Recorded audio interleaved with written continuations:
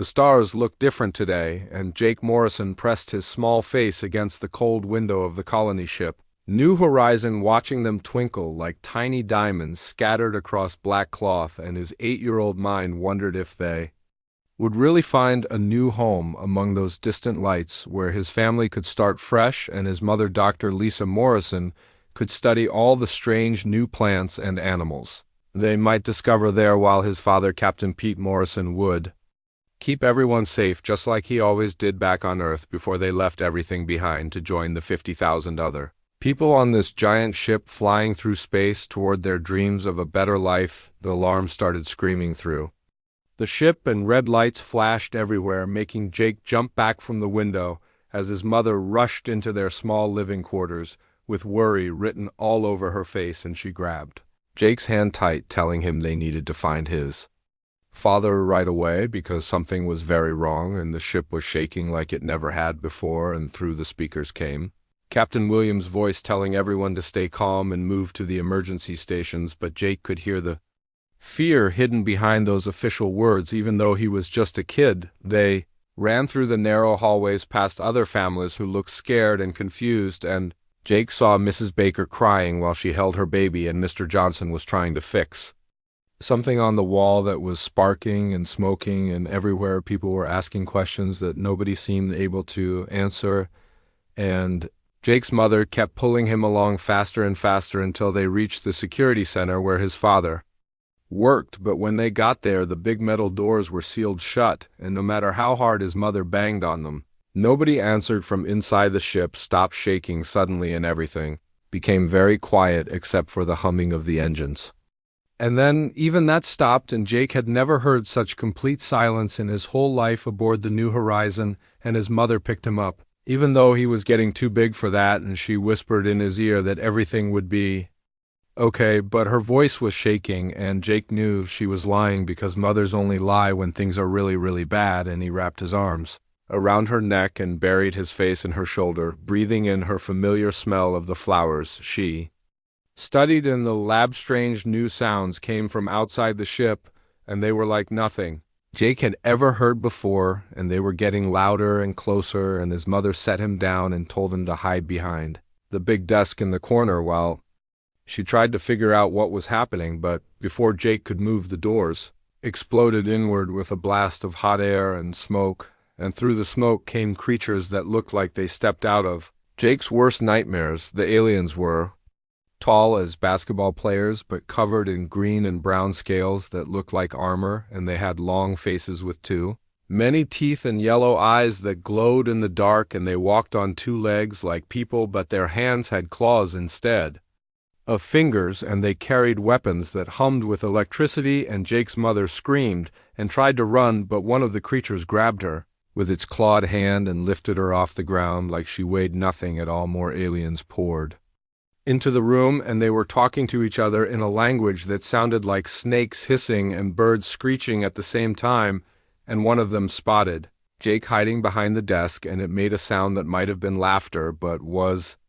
more terrifying than any sound Jake had ever heard. And it reached for him with those terrible claws, and Jake tried to run, but there was nowhere to go, and the alien grabbed him, and his world became pain and darkness. When Jake woke up, he was in a cage made of metal bars, and the floor was cold and dirty, and he could hear other people crying and talking in scared whispers. And when his eyes got used to the dim light, he saw dozens of other humans in cages just like his, and some of them he recognized from the ship, but many he didn't, and everyone looked hurt and frightened. And Jake called out for his mother and father,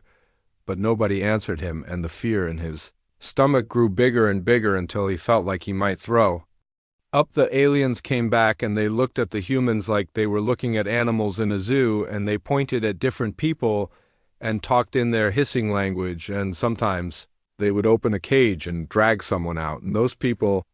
never came back. And Jake pressed himself against the back wall of his cage and tried to become invisible, but he knew it wouldn't work because he was just a little kid, and little kids can't become invisible no matter how hard they try. One of the aliens was different from the others, and it wore more decorations on its armor, and the other aliens seemed afraid of it. And when it walked past Jake's cage, it stopped and stared at him with those horrible yellow eyes, and it made more of those laughing sounds and said something to the other aliens, and they all started making the same terrible noise, and Jake knew they were laughing at him and planning something awful. The decorated alien opened Jake's cage and reached in with its clawed hand, and Jake tried to fight, but he was too small and weak, and the alien pulled him out and carried him down a long, dark hallway past more cages full of crying people, and Jake saw his mother in one of the cages, and she screamed his name and tried to reach through the bars, but the alien kept walking, and Jake watched his mother get smaller and smaller, until he couldn't see her anymore. The alien threw Jake into a different room, and this one was even darker and colder, and Jake could hear strange sounds coming from somewhere nearby, and they sounded like growling and breathing and something big moving around, and the alien said something in its hissing language, and even though Jake couldn't understand the words, he knew the alien was telling him that tomorrow he would die, and the way it said it made Jake's blood turn to ice in his veins. When the alien left, Jake was alone in the darkness with only the sound of his own crying and the terrible breathing sounds from somewhere close by. And he thought about his mother and father and wondered if he would ever see them again, and he wished he had been brave enough to tell them. He loved them before the aliens came and took everything away, and now he might never get the chance, and that hurt worse than anything the aliens could do to his body. The hours passed like years, and Jake fell asleep on the cold floor and dreamed of home and safety. And when he woke up, the aliens were back, and they were opening his door and reaching for him with their claws, and Jake knew his time had come.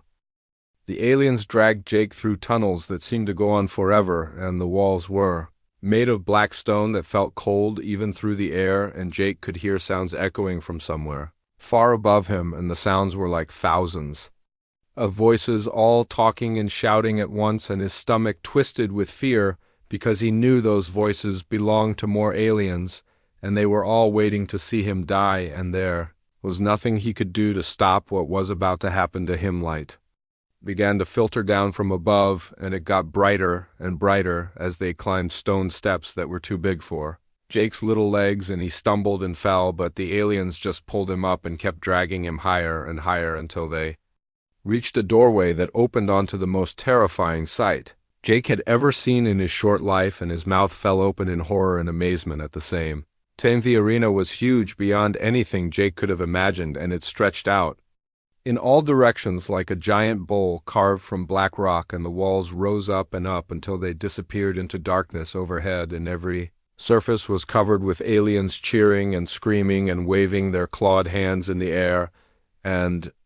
there had to be thousands and thousands of them, and they were all looking down at the sandy floor in the center where Jake now stood alone and helpless. The sand under his bare feet was hot and rough, and it stuck to his skin where the aliens had hurt him, and Jake looked around desperately for somewhere to hide or run, but the arena walls were too high and too smooth to climb, and there were no doors or tunnels that he could see, and the alien crowd was getting louder and more excited, and Jake realized they were chanting something over and over in their hissing language, and even though he didn't understand the words, he knew they were calling for blood. A deep rumbling sound came from somewhere beneath the arena floor, and Jake felt it in his bones before he heard it, and the sand around his feet began to vibrate, and small pebbles started bouncing and rolling, and the alien crowd went completely silent all at once, and that silence was somehow worse than all their screaming had been, and Jake's heart was beating so fast he thought it might burst out of his chest. The ground shook harder, and cracks appeared in the sand, and then metal doors that Jake hadn't even noticed began to slide open with a grinding sound like the world was tearing apart, and from the darkness beyond those doors came a smell that made Jake's nose burn and his eyes water, and it was the smell of death and old blood and something wild and dangerous that had never known kindness or mercy. The creature that emerged from the tunnel was bigger than anything Jake had ever seen, and it moved like liquid shadow flowing across the sand, and its fur was black as midnight with patches that seemed to absorb light itself, and its eyes glowed like yellow fire in a face that was part lion and part dragon and part nightmare, and when it opened its mouth, Jake saw teeth as long as his fingers and sharp enough to cut through steel. Beast stopped in the center of the arena and raised its massive head and let out a roar that shook the walls and made Jake's ears ring, and the alien crowd went wild with excitement, jumping up and down and screaming in their horrible language, and Jake fell to his knees because his legs wouldn't hold him up anymore, and he wanted to run, but there was nowhere to go, and he wanted to scream, but no sound would come out of his throat. The creature looked at Jake, and its burning yellow eyes seemed to see right through him, and Jake knew this was how he was going to die, far from home and far from his family, and nobody would ever know what happened to the little boy who just wanted to see the stars. And the beast took one step toward him and then another, and its claws left deep marks in the sand, and Jake could feel the heat coming off its body, like standing too close to a fire instead of running. Jake did something that surprised even himself, and he slowly sat down in the sand and made himself as small as possible, and he remembered what his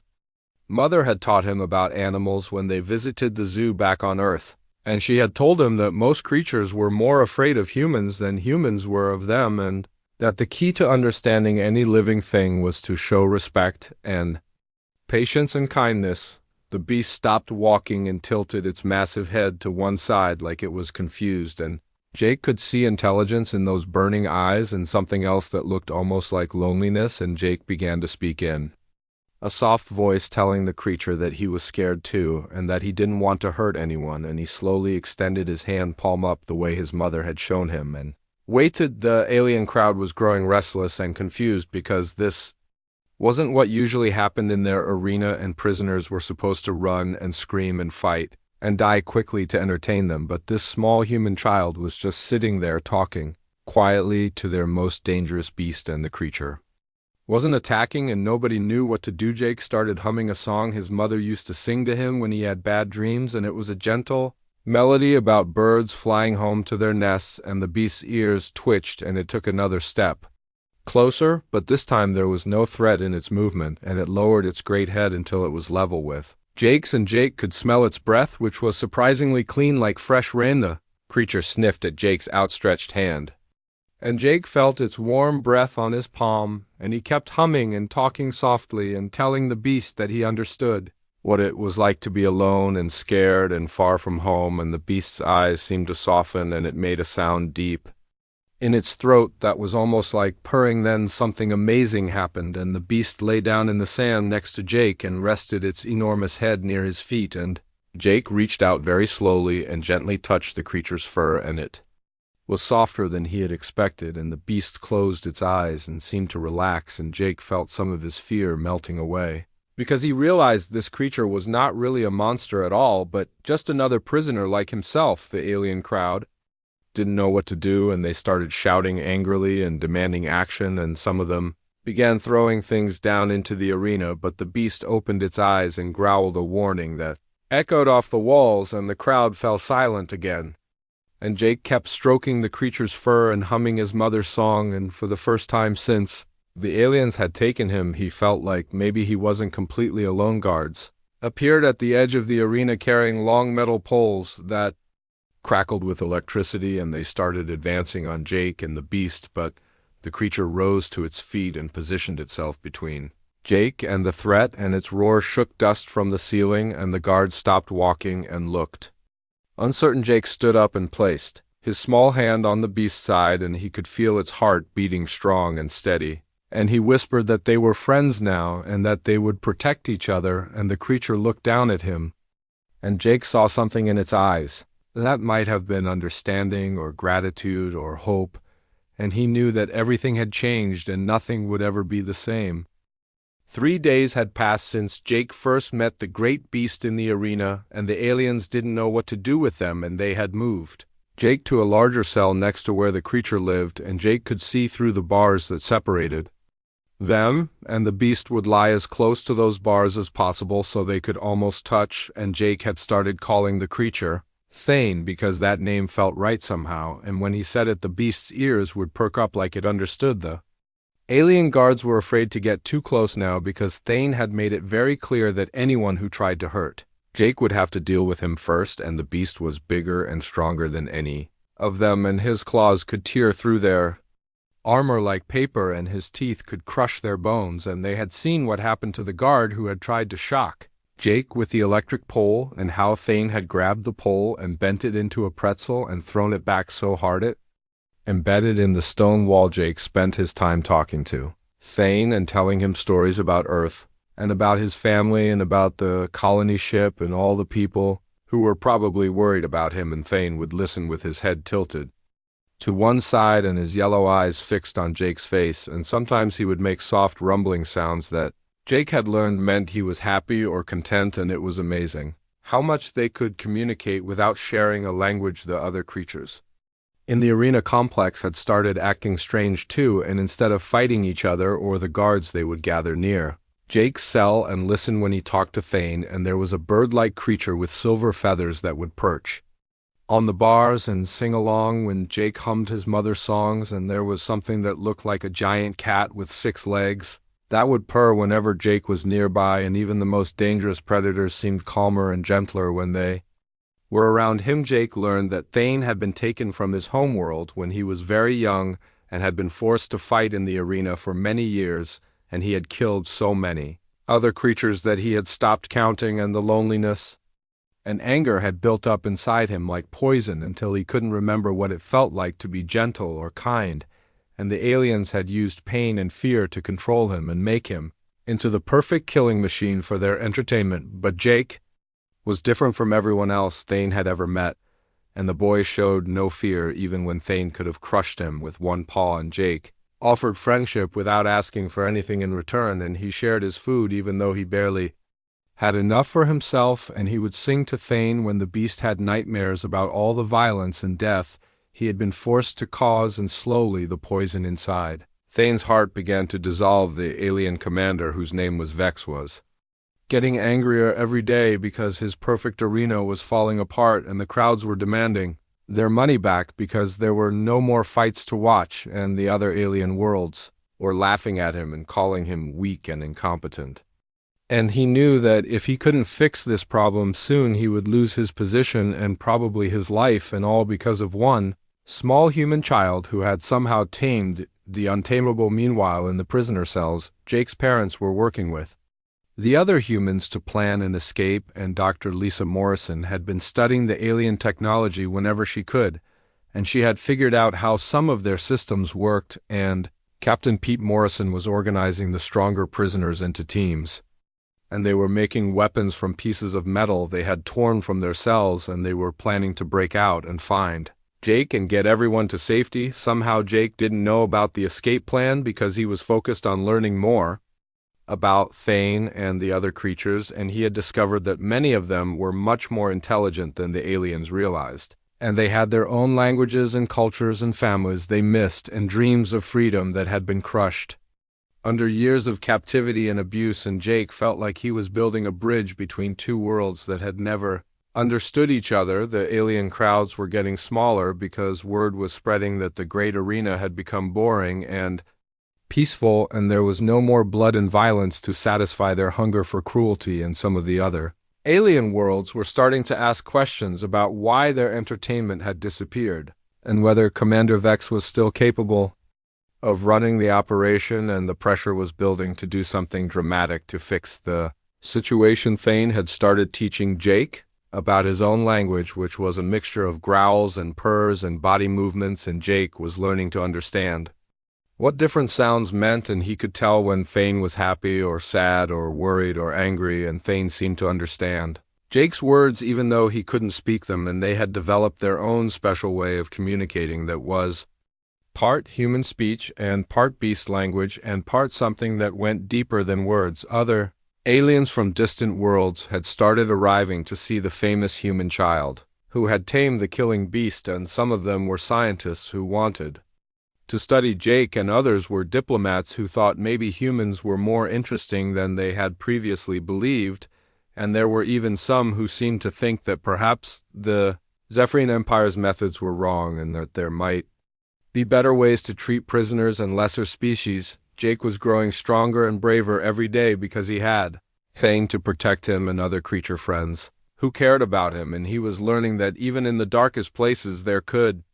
be hope and friendship and love, and he was no longer the terrified little boy who had been dragged into the arena to die, and instead he was becoming something new and powerful, even though he was still just 8 years old. The bond between Jake and Thane was growing deeper and they could sense each other's emotions and thoughts, and when Jake was sad, Thane would nuzzle him gently with his great head, and when Thane was restless, Jake would tell him stories about green fields and blue skies and freedom, and they both dreamed of a day when they could run together under the stars without walls or bars or guards to stop them. Commander Vex knew he was running out of time and options, and he had received orders from the High Command to resolve the situation immediately and restore the arena to its former glory or face execution for failure, and he was planning something desperate and dangerous that would either save his career or destroy everything, but he didn't care anymore. Because he had to prove that no mere human child could defeat the mighty Zephyrian Empire and its perfect system of control through fear and violence. The other creatures were becoming bolder and more defiant, and they had stopped obeying their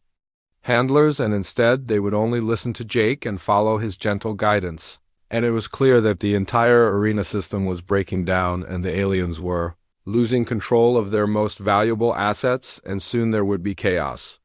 and rebellion unless something was done to restore the old order. Jake could feel the tension building, and he knew that something bad was going to happen soon, and he held on to Thane tighter and whispered promises that they would stay together no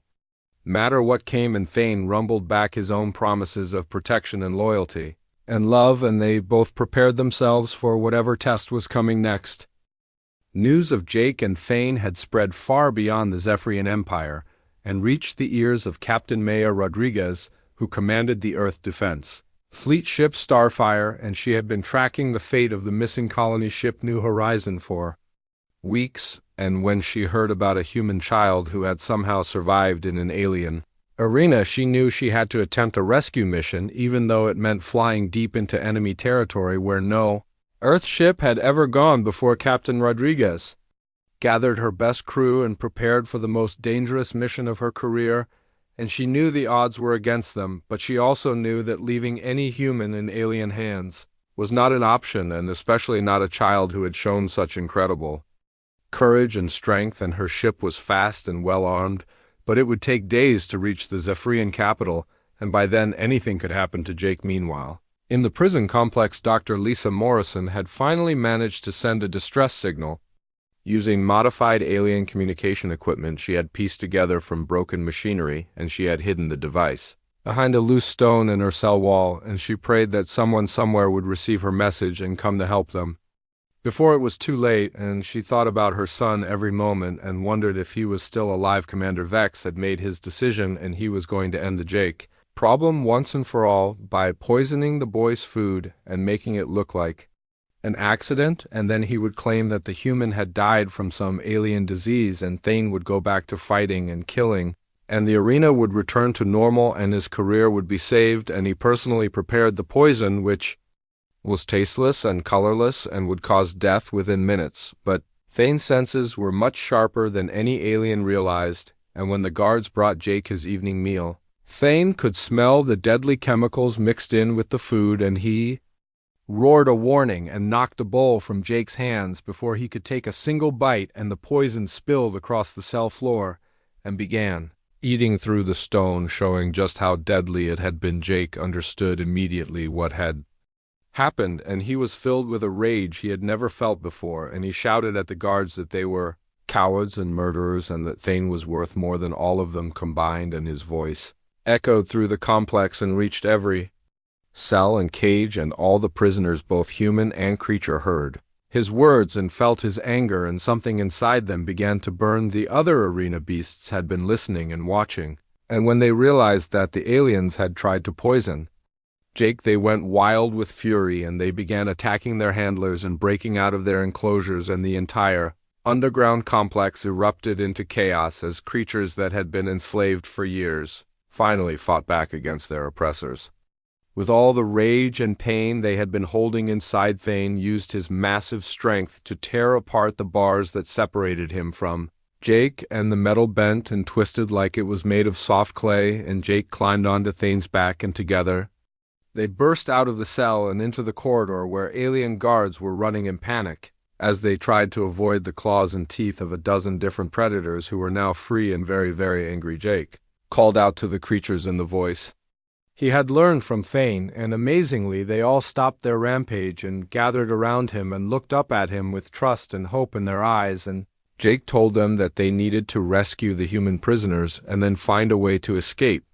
this terrible place and go home to their families, and the creatures rumbled their agreement and followed Jake through the maze of tunnels. Captain Pete Morrison heard the commotion and managed to break the lock on his cell door using a piece of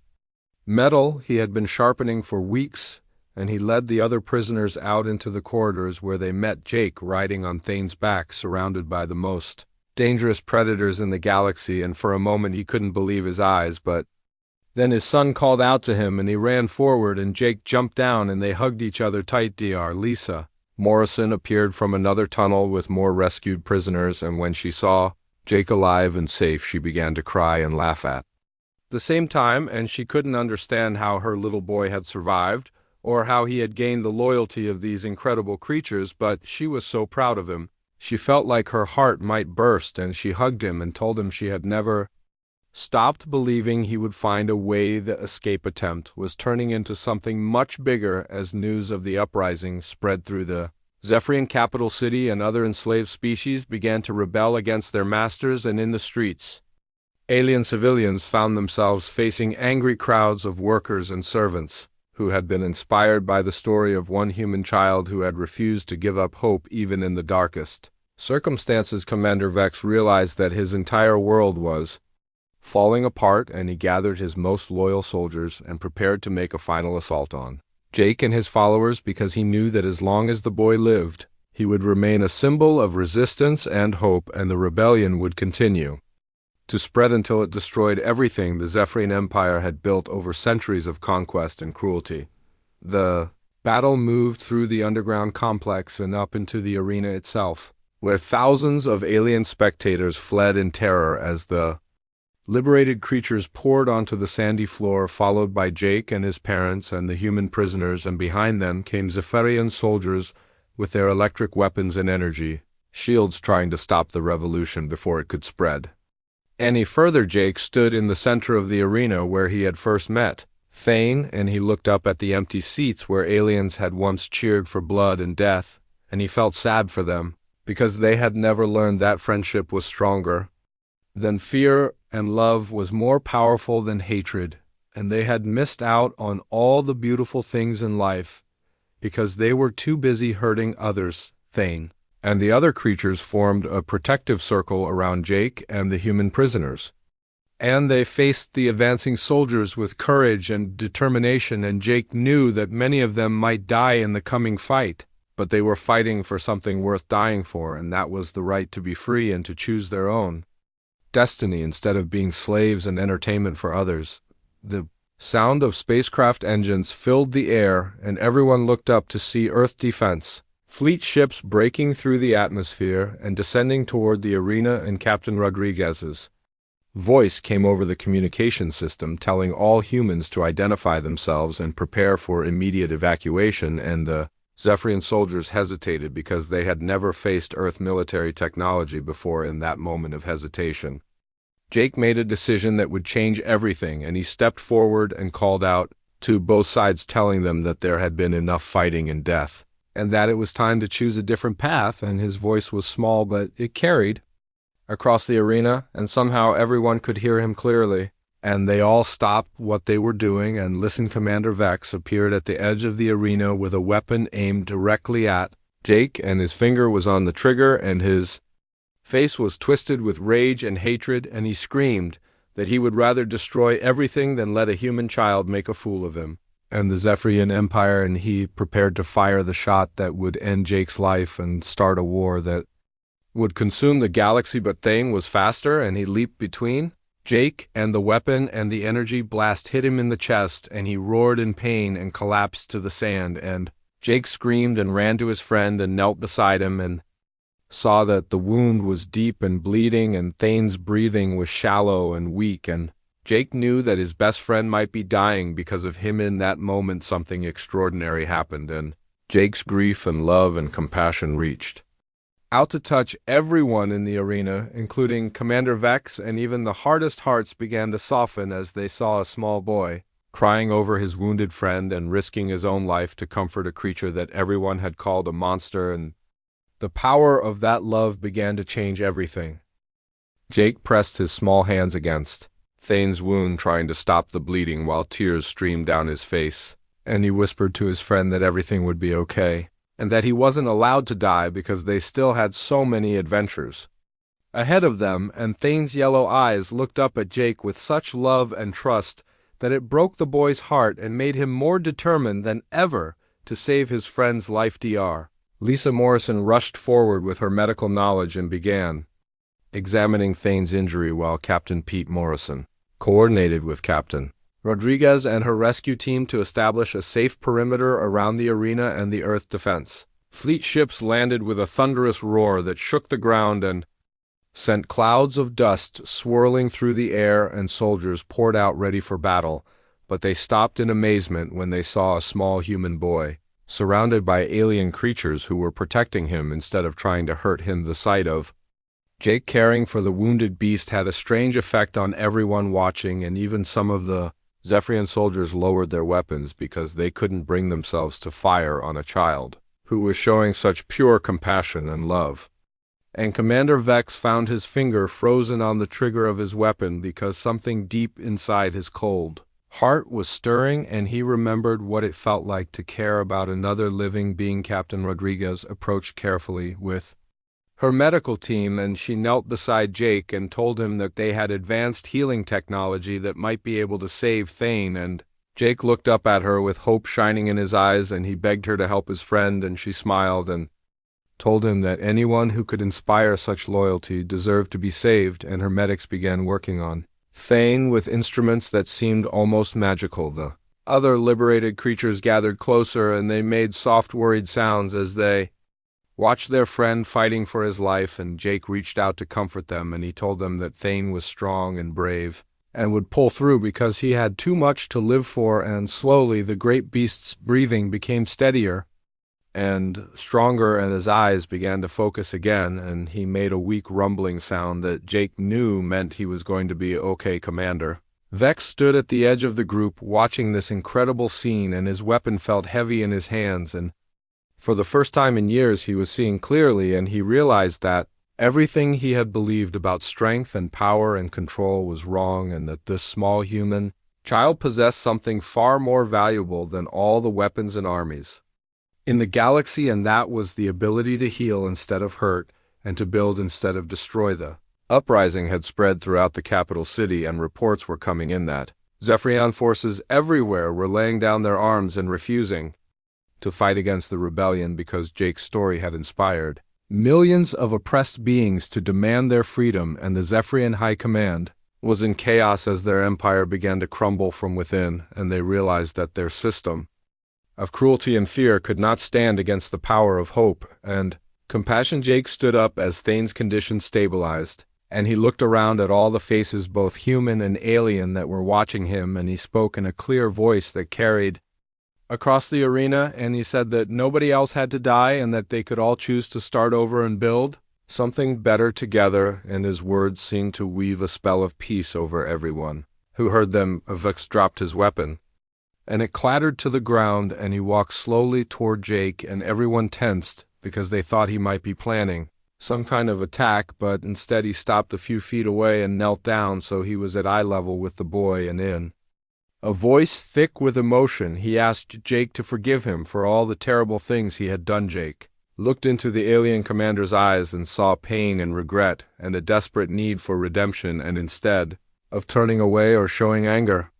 Jake stepped forward and placed his small hand on the alien's scaly cheek, and he said that everyone deserved a second chance and that forgiveness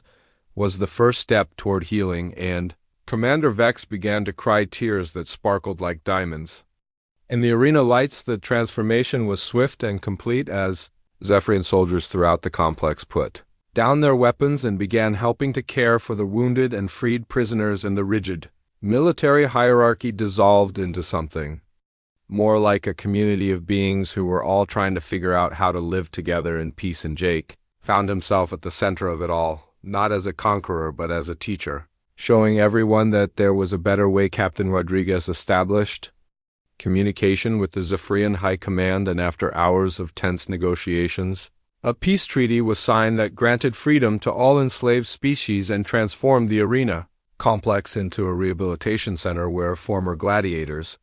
could heal from their trauma and learn to trust again, and Jake was appointed as the youngest advisor in Galactic History 6. Months later, Jake stood on the observation deck of a new colony ship watching the stars streak past as they traveled toward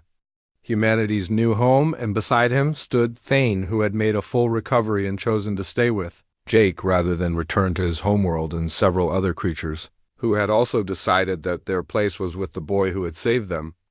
LLDR Lisa Morrison had established the Interspecies Communication Institute aboard the ship,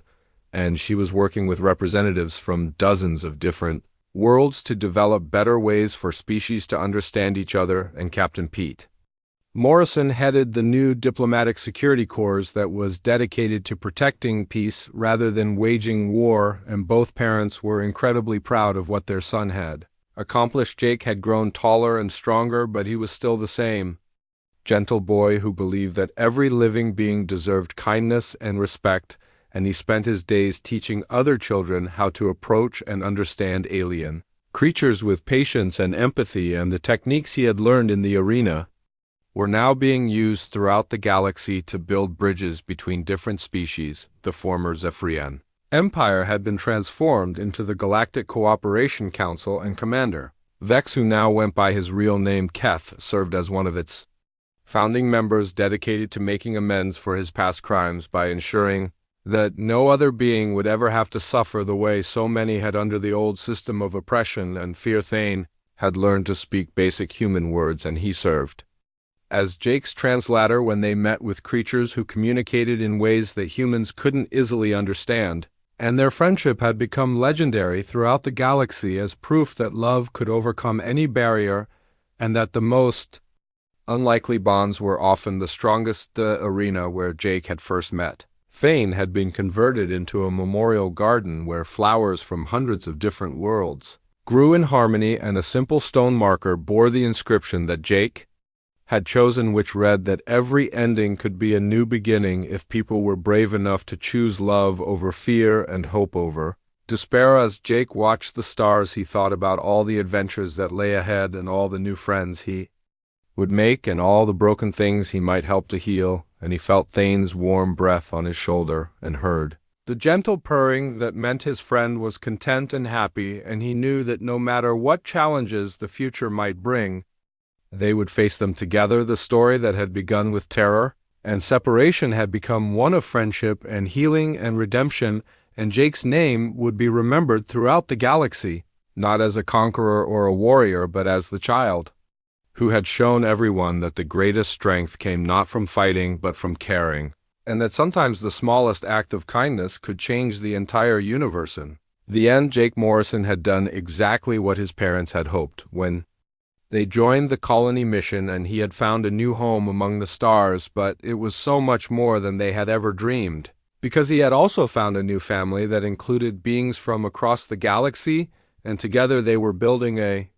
future where no one would ever have to be afraid or alone again, and where every creature could be free to be exactly who they were meant to be.